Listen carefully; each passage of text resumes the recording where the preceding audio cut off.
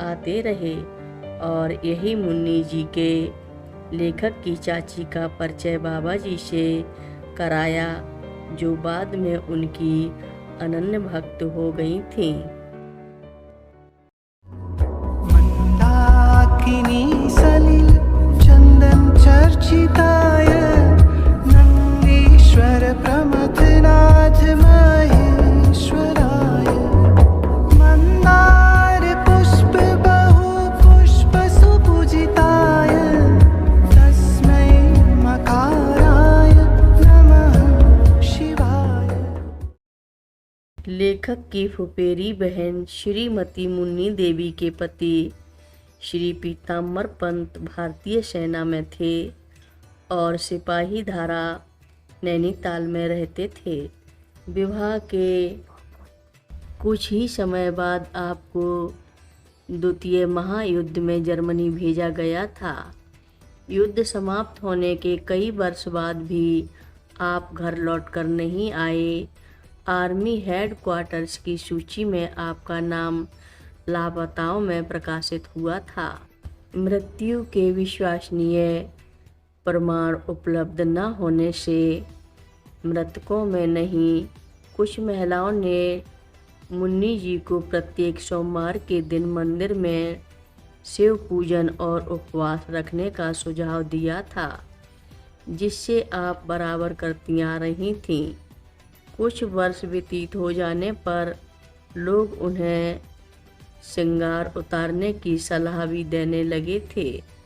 एक बार जाड़ों में आप अपने पिता के पास लखनऊ में निवास कर रही थीं।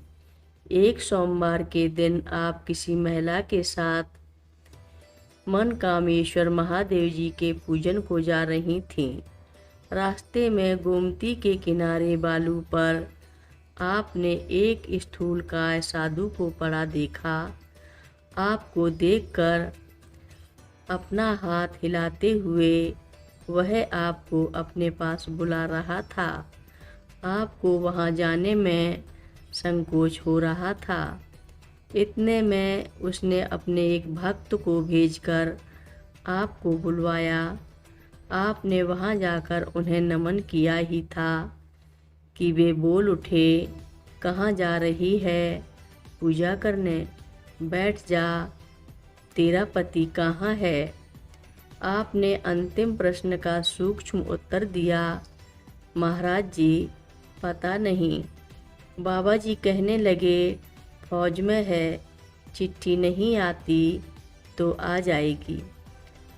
अपनी इस नैराश्यपूर्ण स्थिति में मुन्नी जी कहती हैं कि उनको बाबा जी के शब्दों से अपने पति के जीवित होने का जो भरोसा हुआ, उस प्रसन्नता में वे आत्मनियंत्रण खो बैठीं और रोने लगीं।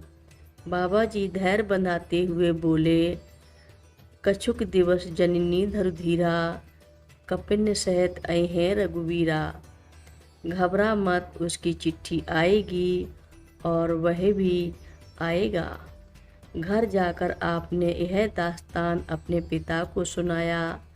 उन्होंने कहा, वे बाबा नीब करौरी थे। जब उन्होंने ऐसा कहा तो यह होकर रहेगा। इसके कुछ समय बाद ही आपको अपने पति का पत्र प्राप्त हुआ और कुछ महीने बाद एक दिन वे स्वयं आ गए। पंत जी ने बताया कि वे युद्ध में बंदी बना दिए गए थे।